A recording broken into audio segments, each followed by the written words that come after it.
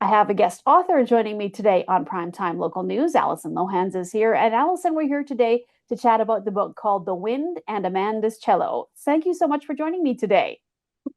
Thank you so very much, Stacy, for your interest. I'm delighted to have this opportunity to chat with you.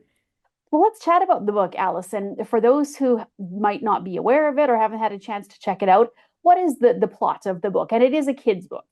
It is a kid's book.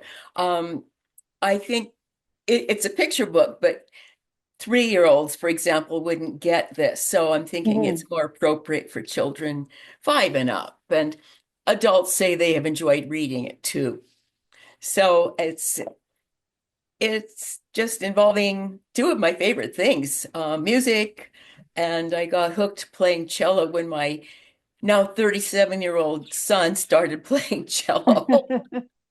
I got hooked, and so I'm still playing as an amateur adult. And music is a really important part of my life. And also just the ability to be whimsical, which is Right. something that plays a strong role in this book.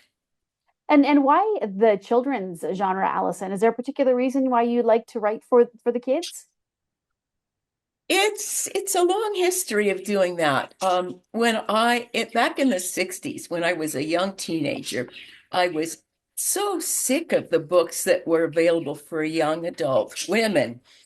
And I quit reading for several years. But when I was 12, I knew I wanted to be a writer. And I decided when I was 12, I was going to write books that made a difference in young people's lives. And for now, I have some adult works too, but I love connecting with the kid inside myself. Get to be a kid again, to live through the story with the characters. Well, and this one being a picture book, Allison, obviously illustration is important. So do you do that part as well, or do you have somebody that collaborates with you for that part? Oh, that's always the publisher's domain.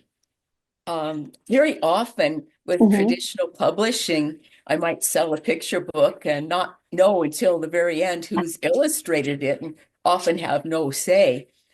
In this case, with Shadowpaw Press and Ed Willett, this is his first picture book to publish as a publisher, but he excitedly went looking through possible illustrators and he narrowed it down to two people. And one of the illustrators I had worked with before, and I didn't think her work was right for this story, but he found that here was Sarah Shortliffe in Nova Scotia, and we both loved her watercolor use of color and the delight that she brings into her work. So it was a real treat.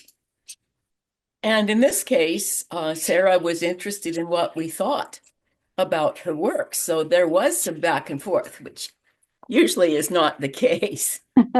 Well, now, as far as the authors and writing books, this isn't something that everybody can do. And it always impresses me when I speak to authors and they talk about the process of writing the book and how it just came to them. Was there anything in particular that, you mentioned your son, and is there anything like when you're writing a book, do you just search out inspiration for things, or do these ideas just flow to you naturally? How does that work for your process? Well, this is my 31st book, so I've had a lot of different a lot of different processes for a book happening.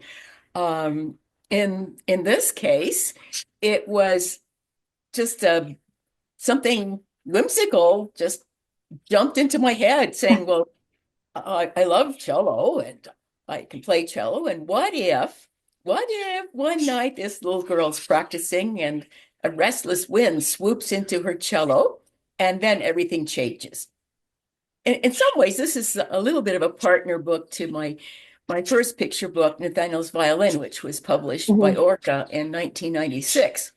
And in that case, I was lying in bed and got a picture in my head of a young boy dancing across a farm field playing a violin. And everything got better as long as he was playing the violin. So in a very distant way, this is a partner book to Nathaniel's Violin, which of course has been out of print for a very long time. So what's next for you, Allison? Do you have these ideas coming to you, and you're going to have another book that'll be coming out? Is there something in the works, or are you going to take a break? Well, I have three books in the works. But I do have another picture book coming out sometime, I think early in 2025. It's a picture book on a tough topic situation, so it's a serious one. That The Best Little Sister in the World deals with what happens in a young girl's life when her older brother gets in serious trouble with the law. So this was fun and whimsical, and the other one coming is a serious topic. Well, thank you so much for speaking with me today, Alison. I really appreciate it. And we're looking forward to chatting with you again as your next books are released. That would be lovely, Stacy. Thank you so much for having me on today. I really enjoyed chatting with you. Well, thank you so much, Alison.